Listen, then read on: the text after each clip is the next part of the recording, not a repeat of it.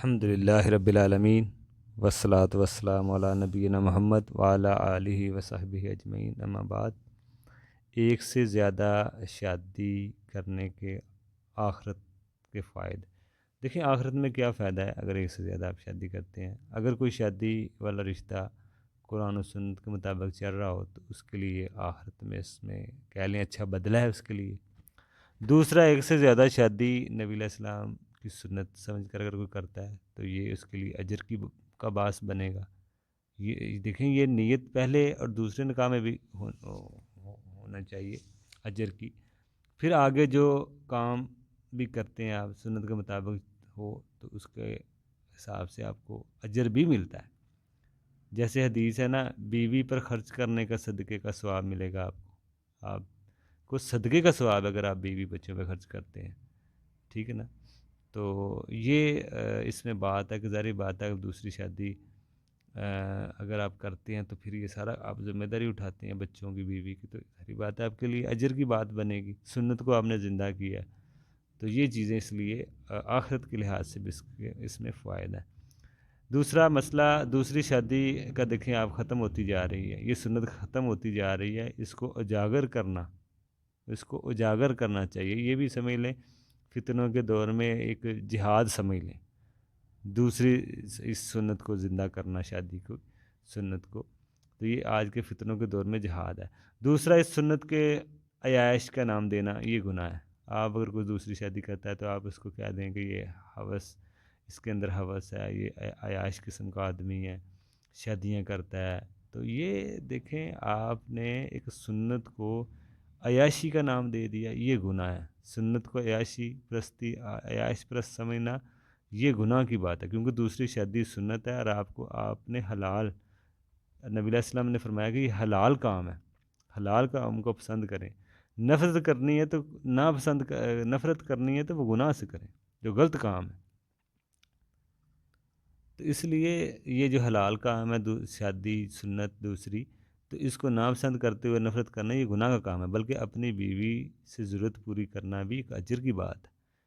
اگر کوئی اپنی پہلی بیوی یا دوسری بیوی اس سے اپنی صحبت ضرورت پوری کرتا ہے تو یہ تو اجر کی بات ہے، ثواب کی بات ہے، کوئی عیب کی بات نہیں ہے۔ اس کو عیاش پرست کرنا، اس کو کچھ اور لقبوں سے پکارنا، یہ بالکل ناپسند چیز ہے، شریعت کی نظر میں یہ اچھی بات نہیں ہے۔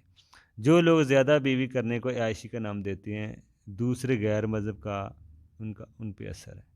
وہ غیر مذہب جو لوگ ہیں ان کے طریقے پہ وہ چل رہے ہیں، ان کا کہہ لیں کہ ان پہ اثر ہے، جو اس طرح کی باتیں کر رہے ہیں، دوسری شادی کرنے والے کو عیاش کا نام دیتے ہیں۔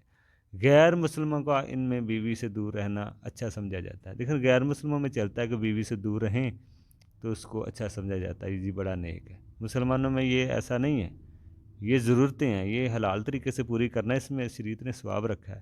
تو یہ غیر مسلموں کے طریقے ہیں جی، اپنا الگ تھلگ ہو کے آپ بات کرتے رہیں بیوی سے دور، ٹھیک ہے نا، وہاں پہ وہ نیکی سمجھی جاتی ہے، کچھ ثواب سمجھا جاتا ہوگا، لیکن مسلمانوں میں ایسے نہیں ہے۔ مسلمانوں میں یہ بھی ایک شریعت کے مسائل ہیں، اس لیے اس کو حیرت انگیز نظر سے نہ دیکھیں۔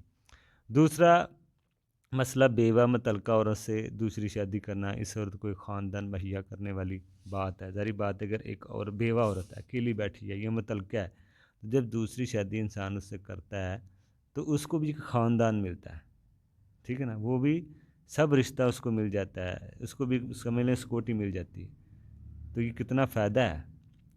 دوسرا فائدہ، اگر کسی نے 4 شادیاں مطلب کہہ لیں ہوتی ہیں کی ہوں گی جنت میں، 4 شادیاں کی ہوں گی تو جنت بھی اس کے ساتھ ہی وہ رہیں گی بیویاں، یہ بھی بڑا فائدہ ہے۔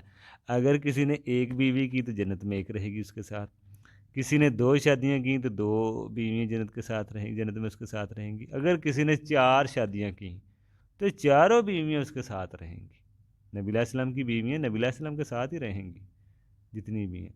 تو یہ میں سمجھتا ہوں ایک بڑا فائدہ ہے کہ ایک بیوی آپ کی بڑھ جائے گی وہاں پہ۔ ویسے جنت کی جو حوریں ملنی ہیں وہ تو ملنی ہیں، جو حدیثوں میں ذکر ہے 70 کا جتنا بھی، تو یہ جو دنیا کی ہیں یہ بھی ہوں گی، 1-2 یہ بھی ہوں گی۔ تو اگر آپ نے 4 شادیاں کی ہیں، 3 شادیاں کی ہیں تو یہ سب آپ کے وہاں پہ ساتھ رہیں گی۔ تو یہ ایک فائدہ میں سمجھتا ہوں بڑا اہم فائدہ ہے۔ اسی طرح دیکھیں 4 بیویاں اس کے ساتھ ہوں گی، حوروں کا الگ معاملہ ہے، ٹھیک ہے نا، وہ بندوں کے اعمال کے حساب سے ان کو ملنی ہے۔ اسی طرح دیندار عورت سے شادی کریں تاکہ جنت میں اس کا ساتھ رہے گی وہ آپ کی۔ اگر نیک دیکھیں شادی جب بھی کریں نیک عورت سے کریں، دیندار عورت سے کریں، تاکہ دنیا میں بھی آپ اس کے ساتھ اور آخرت میں بھی وہ آپ کے حور کی طرح بن کے وہ آپ کے ساتھ رہے گی، بلکہ حوروں کی بھی سردار ہوگی۔ حوریں اس کے سامنے اتنی خوبصورت نہیں ہوں گی، جیسے کپڑے کا سیدھا اور دوسری سائڈ کا فرق ہوتا ہے نا، الٹی سائڈ اور سیدھی سائڈ، یہ فرق ہوگا دنیا کی عورت اور حور میں۔ دنیا کی عورت زیادہ خوبصورت ہوگی حور سے۔ تو دیکھیں یہ میں سمجھتا ہوں کہ آخرت کے لحاظ سے یہ بڑا ایک اہم فائدہ ہے۔